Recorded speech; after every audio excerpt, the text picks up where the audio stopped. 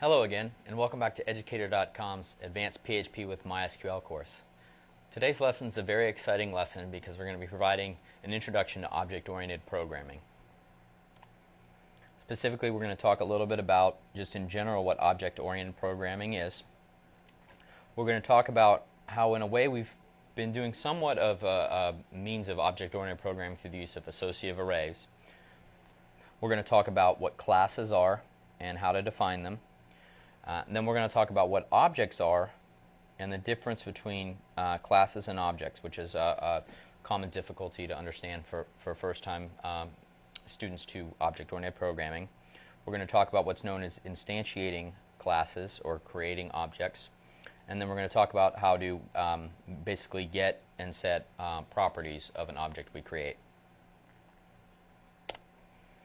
So object-oriented programming is basically it's a paradigm of programming that allows you to work with objects in your code. So basically, you take real-world objects, for example, such as a person, and you model that in your code with user-defined data types. And basically, your programs work by manipulating and performing different functions on these different objects. It's kind of an abstract concept, so it's maybe best explained by example. So, as mentioned, for example, in the real world, maybe you have there's people, and you have a person who has a first name and a last name. Now, what we can do is we can take this sort of real-world object, this person object, and model that in our code in a code object. And basically what we do is we create a user-defined data type that basically encapsulates the information about that real-world object person. So we might create a class in our code that allows us to create what are known as person objects. And a person object will have different attributes to it. It might have, for example, a first name attribute and a last name attribute. So basically what we do for object-oriented programming is take sort of these real-world objects and model them in our code as a user-defined data type. So this person object is actually a user-defined data type that we're going to create, and that's known as creating a class. Now there's a number of benefits for using object-oriented programming, one of which is that it makes your code a little bit easier to understand and talk about. Humans it's more intuitive to humans to talk about dealing with different objects, for example, a person object, and saying, I want to perform this operation on a person, as opposed to talking about integers and arrays. Additionally, it's a way to pass around a related amount of data in sort of one particular variable. So for example, let's say actually one of the things we're going to be creating in our web application is we're going to be creating a cart object that's going to represent a shopping cart in our store. So what we can do is maybe we'll have a method that'll say calculate total, and we can pass it this isn't the proper syntax, but pass it a cart object. What that's going to allow us to do is, within that cart object, it's going to contain all the information about all of the items in the cart, how many quantities they are, and so forth. Now this is opposed to maybe instead having a calc total method where we have to provide the item ID of each particular item and the price of each particular item, and so forth. And now we can pass all that information in a cart. Another way would be if we had an example that wanted to print out the name of a person, we could just pass it a person object, and it could use that to extract the first name and last name of the person, as opposed to having to pass two separate parameters, first name and last name. One other thing to notice also, to note, an important feature of objects is that objects not only can they contain sort of data, but they also can have methods on them. So we actually could have this cart object that contains information about all the items in our cart, and this cart object we can actually do something called create methods where the cart object will have a method called calcTotal. And basically what it is we get a cart object in our code, we define it, we populate it with items, and then what we do is we run this method on cart by itself on the cart object, and it will calculate the total for it.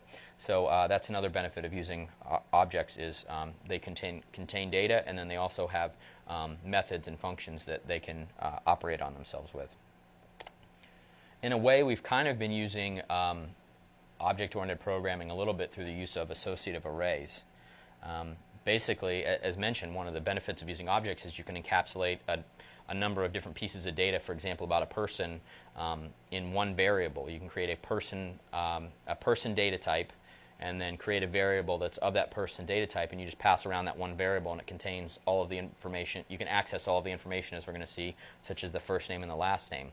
We've kind of been doing that with, for example, we've been using an array in our web application a lot called item. And item has contained a number of keys, for example, item ID. And basically, when we have a function that needs to operate on an item, we're just passing it this variable item. So in a way, we've kind of already been doing that sort of data encapsulation. Now, what object-oriented programming does is it gives us a formal way to declare basically what properties are part of an item. So for example, in our store items, they have a couple of different properties that we've been using. They have an item ID, a name, a price, a description, and an image file extension. And the way we've been doing that is we've been modeling that as an associative array with a key for each of these different properties of an item and then setting a value to it. But an associative array is just a general array that anybody can use. You can add, you could add other key values to it. So for example, you could just call something, assign a random key to it. Well, what we're going to do is we're going to create a user-defined data type for an item. We're going to create an item class. And that's going to allow us to create item objects. And we'll explain the difference between classes and objects in a little bit. And what that's going to allow us to do is basically restrict what properties and what values a particular item object can have. So as mentioned, a class is basically it's a formal description of a particular real-world object that you're going to model in code. It's essentially a template for a user-defined data type. So for a person, for example, we talked about the person object. The person class would be a user-defined data type. It's something we can define in our code that says a person is an object that maybe it contains two properties. It contains a first name and a last name. And as mentioned, class is a class definition, or when you create a user-defined data type, you can create properties in that class, such as first name and last name. And then as mentioned, you can also create methods, which we're not going to get into in today's lesson. We're going to get into in a future lesson. But that allows you to basically define methods that work on that particular object. For example, for a cart object, you could say calculate the total. So in PHP, the way you define a user-defined data type, which is called a class, and classes are used to create objects, you use the class keyword. And class names in PHP, they follow the same rules as variable names, minus the $sign. And by convention, they always have their first letter capitalized. Additionally, the convention is to, every time you define a new class, a new user-defined data type, you define it in its own file. So it follows a one class per file convention. And the file, the PHP file that the class is defined in, typically has the same name as the name of the class. So for example, if we're defining a person class, we define it in its own file, and we're going to talk about show what that looks like in a second, and we're going to define it in a file called person.php. Typically, you also store your classes in, for example, a classes subdirectory of your web application so that they all are located in one spot. And then what you can do is when you define a class, you can define different properties. So for example, a person might have two different properties. It might have a first name and a last name. Well, what you can do in a class is define properties using the syntax here. You have the public, which is a keyword, followed by the name, the variable name of the property you want to assign. So for any random object, we might have a property called property1. We don't need to worry so much about the public keyword right now. We're going to talk a little bit more about that in future lessons, but for now we can just say that that's what we're going to be using to define our classes. And when you define a property of a class, you can also provide it a default value. For example, we could provide it a constant value like the string literal value 1. So let's take a look at a class we've created that's going to model an item in our store. Here we have a file called item.php because it's defining a class called item. We can see the class keyword here. We can see the name of the class immediately following the class keyword. In this case, it's item, and its first letter is capitalized. And then we can see the class definition is located within a pair of curly braces. And what we've done here is we've defined a number of properties, which are also sometimes called attributes or members of a particular class. So we're saying that the item class has 5 different properties. One of them is going to be called item ID. And here's just a comment that for a program that's going to say that's going to represent the ID of the item. It's going to have a property called name, a property called price, a property called description, and a property called image file extension. And these, again, just over here are just comments that describe to the programmer what these different properties are going to represent. So basically here what we've done is we defined, created our own user-defined data type. Our own user-defined data type. We're saying we're creating a data type that's going to be called an item, just as you would have an int or a float or a bool. Now we have a new data type called item, and it's going to contain a number of different properties. Just as an array is a composite data type that can contain a number of different values in it, and as we saw, we've been using associative arrays to hold a number of different data values for a particular item. Now we're saying we have this item data type, and it's going to contain a number of different pieces of data, in this case 5 particular pieces of data. Now this is valid PHP code, and you actually could go and load it in your browser. If I go and load item.php, it's not going to do anything, but it is PHP code, and it basically is what's called a class definition file, and it provides tells PHP what an item, when you create an item, an instance of an item class, what it's going to look like. So objects refer to a particular instance of a class or a user-defined data type. Basically, what an object is it takes that class template, maybe a class template for item you've created, and it fills in those values. When you create an object, it's known as instantiating or creating an object of a class. Instantiating or creating an instance of a class. So let's actually take a look at a diagram that explains this a little bit better, that talks about classes versus objects. So here we have a class, and this would be defined in our file, like in a class definition file with the class keyword. For example, let's say we define a class that's going to represent a person, and we're going to say that the person is going to have 2 properties, a first name and a last name. Well, that person class just defines what that data type looked like. It's going to say that it's a data type that has 2 values, a first name and a last name. Well, in our code, when we actually want to create a data type, create a person, it's called instantiating an object. When we actually want to use a person object, we have to create an instance of it. And then what it does is it basically becomes, we're basically assigning that data type to a variable and assigning values to it. So for example, when we create an instance of a class, we create what's known as an object. And now an object is actually going to be a PHP variable. Here, for example, we're going to call it person1. And an object is going to have the values of the class it's representing populated, for example. So maybe we're going to create a person object called person1 with the first name Joe and the last name Smith. And maybe we'll create another instance of our code of a person object. It's called person2, and we're going to assign the name Jane Jones to that object. So in a way, it's very similar to, in PHP, there's the int or integer data type that defines what an integer is. PHP knows what it is, but and so that's sort of like the class for an integer. But anytime you want to use an integer in your code, you create a variable and you assign it a value. So basically, in a way, in an analogous way, what this statement here is doing is this is creating an object called int1 that's of the integer class. So it's kind of something similar to what we've been doing, except that we're using our own user-defined data types. In PHP, the way that you instantiate a new class, or you create an object of a particular class, is using the new keyword. And it has this form here.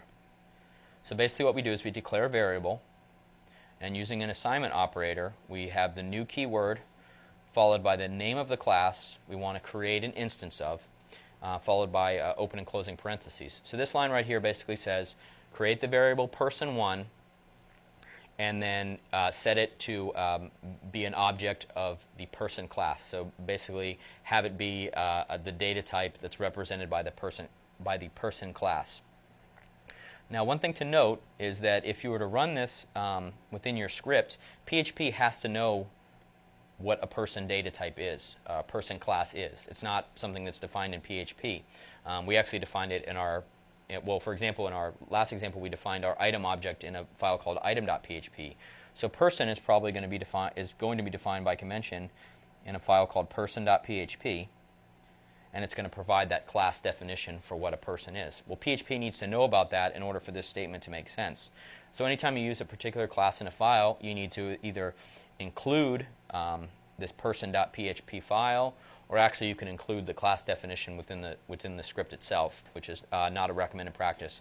So what we're always going to do is create our classes in separate files and then include those within whatever scripts need them. So if we go and look at a script we've called createItemObject.php, basically what this is going to do is instantiate or create an instance of our item class. Now we defined our item class as being a user-defined data type that has these 5 different properties to it. Well, in createItemObject, what we've done, the first thing we've done is we've have an include statement that says we're going to include this item.php class definition file. And here we've stored it in a subdirectory called classes, which is a common convention. So now our PHP code knows it's included item.php, and it has that class definition for item. It knows what item is, so it can create an item object. Down here what we do is we create an instance of that item class. We create an actual item object. So we take the class and we turn it into an object. So we're creating a variable called item1, and we're saying we're going to create this variable item1, and it's going to be of the class type item. So it's going to have the user-defined data type known as item. Now this right here doesn't do too much, but we're going to talk about properties in a second, which is going to show a little more. But basically this is code that just runs. It's not going to output anything, but what it goes and does is actually loads that item.php file, and then item1 actually is now an instance of that item class. If we went ahead, and it's not going to do anything, but if we went ahead and loaded it in our browser, we can see that it outputs this header, HTML header that we had in the file, but it doesn't really do anything, but it shows that the code was appropriately run. Now, as mentioned, you have to have the class definition file included within a script where you're basically creating an instance of that class. So for example, here we're creating an instance of the class item. We had to include the class definition file for item.php. If not, PHP doesn't know how to declare it. So let's say we actually misspell this, and we include a file called item3.php. Well, now when PHP gets down here and tries to create an item class, it's not going to know what it is because it hasn't included the appropriate file, item.php. So for example, now if we save this and we go and run the script again, we can see a couple of things. One is we get a warning that says item.3.php couldn't be found. But the one we're more interested in for this particular lesson is it says class item is not found. It's saying on line 20, if we look back at our code, on line 20 it's saying you tried to instantiate create an instance of the item class, but we don't know what the item class is. And so that's where this error message comes in here, class item not found. So one of the things that objects have that we mentioned that classes have is they define properties that a particular object of that class can have. So for example, a person object or a person class might have two properties, a first name and a last name. Well, in PHP, there's a sort of a special syntax that's used. It's a dash followed by a greater than sign that allows you to set and then also get the values of a particular object's properties. So after you've already created an object, so after you've done something like item1 equals new, which is the keyword used to create a new instance of an item object, if we wanted to access a particular property of or set a particular property of this item, we use this notation here. So basically what we do is we have the name of the object variable's name that we created using the new method. We have this dash followed by a greater than sign, and then the property that we want to set followed by the value. So for example, we know in our item class we have a name property. So if we wanted to set the name of our item object that we've created, we say item1, which is the variable that refers to the new item object we've created, so it's an actual object. We use this operator, the dash, followed by the greater than sign, followed by the name of the property we want to set. If we look back at our item.php, it has a property called name, and then we're going to say set the equal to maybe the string basketball. So now what we've done is set the name property that's associated with the name property of this item1 object. Now one thing to note is that a class defines the data type of a user-defined data type. It defines what values it can have. However, when we create a new object, it creates a whole new instance of that class. So for example, if we went down here and we defined a new item called item2, and we define it, and we create and set it equal to an item object, this item2 has its own copy of the name property. So we can actually go down here and set item2, the name of the item2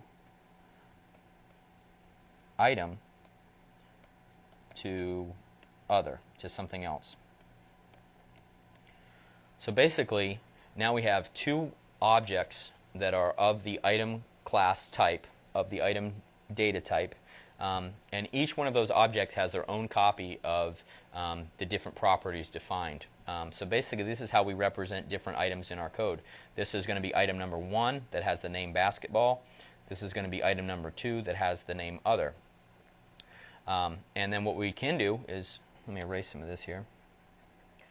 We can also use that same minus sign followed by the greater than sign to output or to access a particular object's property.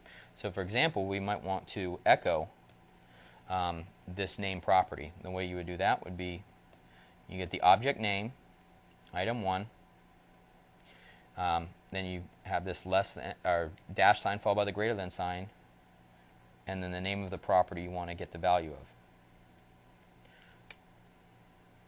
So in this example here, this is saying for the item1 object, go and retrieve the value associated with the name property for that item. Now in our other example that I just erased, where so in this case, actually what it's going to do is it's going to echo basketball.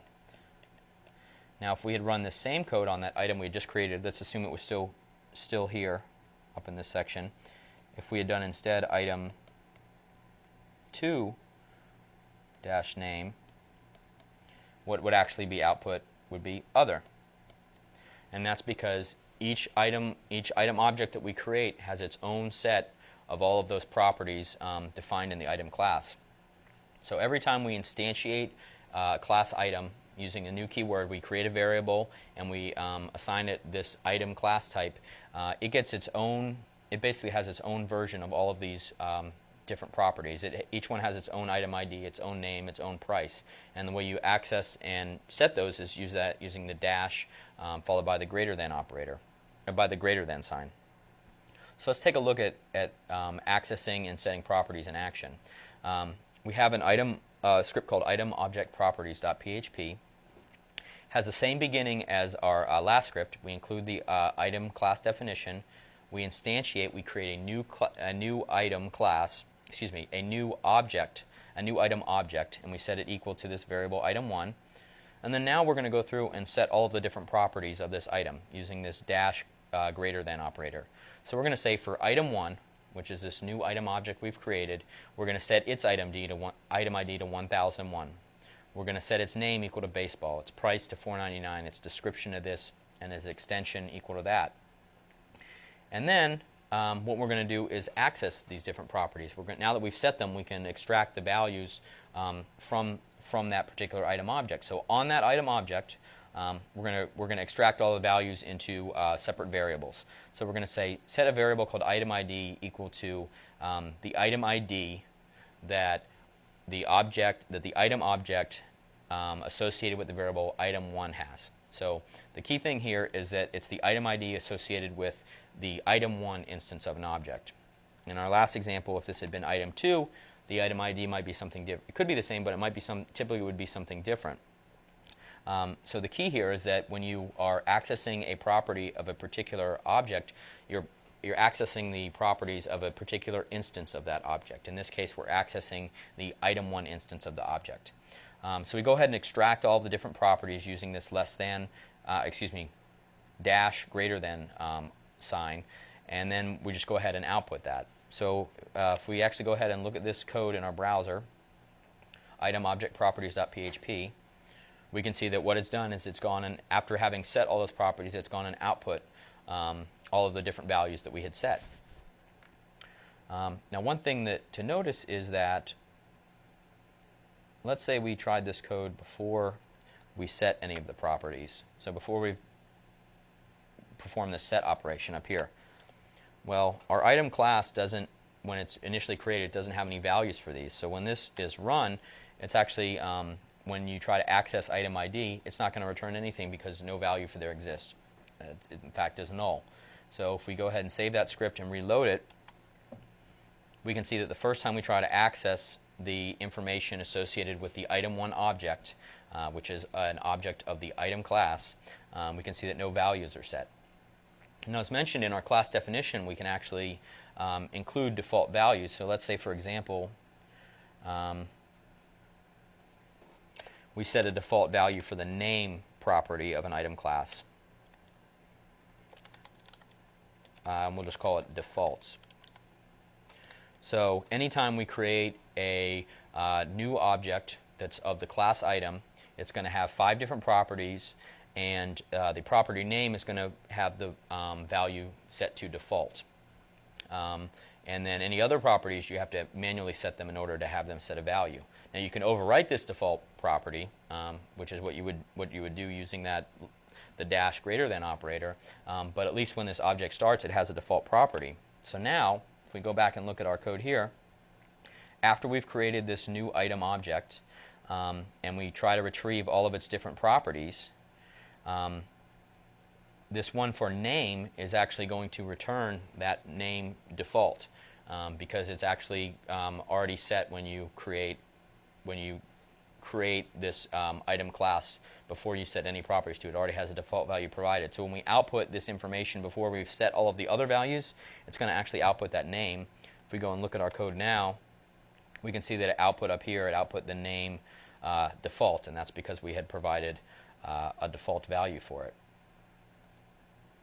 And so you can see also that we were also able to down here rename for item 1, the object item 1, to baseball, so that when we output the information for this object a second time, we can see that defaults had been changed to baseball.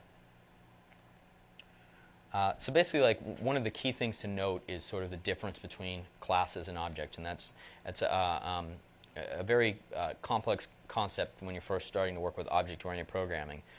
Basically, just to reiterate, a class basically is the template for a user-defined data type that you're creating. You're saying, I'm creating an item class, and it's going to have 5 different properties, for example. Now, anytime you want to create a variable that's of that class, you instantiate it using the new keyword. So you're basically creating a new variable that contains all 5 of those properties, for example, for the item object. Now, every time you call this new item object, it creates basically a whole new copy of all of those properties. So when we call item 2, if we set this to item 2 equals new item, item 2 again, it's going to have its own copy of all of those different properties. So the class just describes the structure of what a item object looks like.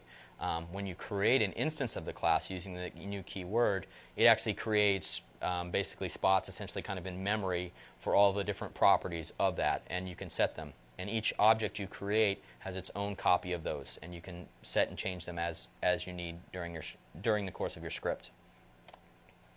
So for the homework challenge for today, I just want you to create a class called address that represents a street address, and it should have 4 properties: street, city, state, and zip code, which represent the different parts of this sort of real-world object. You might, for example, you could have an abstract model of an address, and you can say, we're going to model this address in our code as something that has these 4 parts to it. Then in your you do that in its own class definition file, and then in a separate script, create an instance of the address class using the new keyword, and then set values for all of the different, for all 4 of the properties of that particular, of that object, using the dash greater than syntax. Then, like we did in their example, use that same dash less than syntax to access the values that you've set for those particular properties and output them. So that you can see that you're able to successfully set the properties of, well, first of all, you're able to define the class appropriately, that you're able to know how to set the properties of the class, and also that you're able to access those properties of the class. Be sure when you do this that you follow the one class per file convention, which means that you're going to define address in its own file called address.php. And remember that when you, in your script, when you use this, when you create an instance of the address object, that you include that class definition file within your script. So that way PHP knows what an address object, what an address class data type is. And then also just make sure, and we'll get to this in future lessons, that you proceed your, when you define your properties, which in your class definition file, you proceed them with the public keyword. And again, if we look at our item.php, basically within the curly braces of this class's definition, you basically have the public keyword followed by a variable name for a particular property you want that object to have, followed by a semicolon. So here we have 5 different statements that basically declare properties for that particular class. So that ends today's lesson. Thank you for watching educator.com, and look forward to seeing you next time.